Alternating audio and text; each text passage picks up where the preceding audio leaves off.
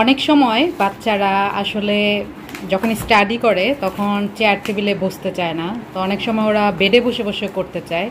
আসলে এই টেবিলটা আমার কাছে মনে হয়েছে খুবই ইউনিক।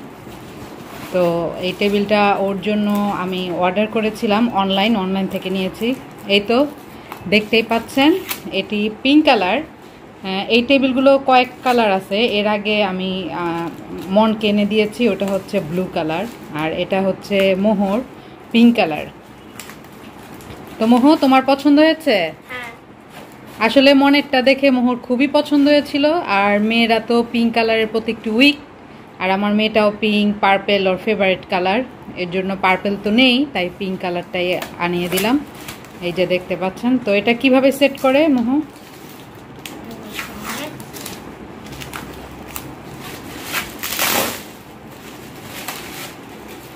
অনলাইন থেকে আমরা কোনো কিছু কিনতে হলে অনেকবার ভেবেচিন্তে কিনি, বিশেষ করে আমি সহজে অনলাইন থেকে কিছু কিনি না। তবে এটা কিনেছি একটা ভাইয়ার কাছ থেকে, ভাইয়ার একটা পেজ আছে, সেই পেজটার নামটা অবশ্য আমার এখন মনে নাই। তো ভাইয়া খুবই ভালো।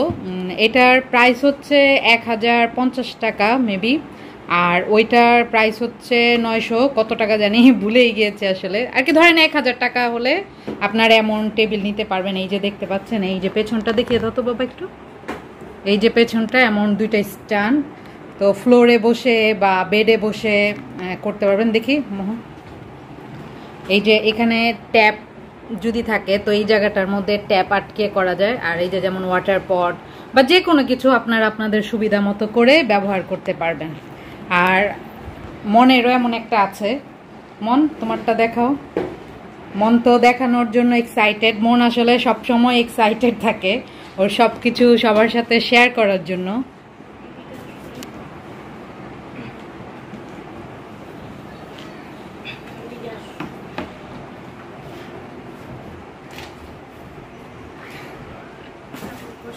এই যে এটা হচ্ছে মনের।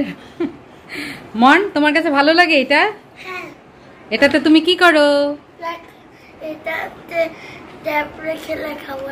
হ্যাঁ, মন যেহেতু নতুন স্কুলে ভর্তি হয়েছে এজন্য ও এটার মধ্যেই স্টাডি করে, ওর জন্য খুবই সুবিধা হয়, ও খুবই খুশি। তো এই তো তো টেবিলগুলো আপনাদের কাছে কেমন লেগেছে তা অবশ্যই জানাবেন। আরও অনেক কালার আছে, যদি আপনারা কেউ নিতে চান তো আমাকে কমেন্টসে অবশ্যই জানাবেন, আমি অ্যাড্রেসটা বলে দিব।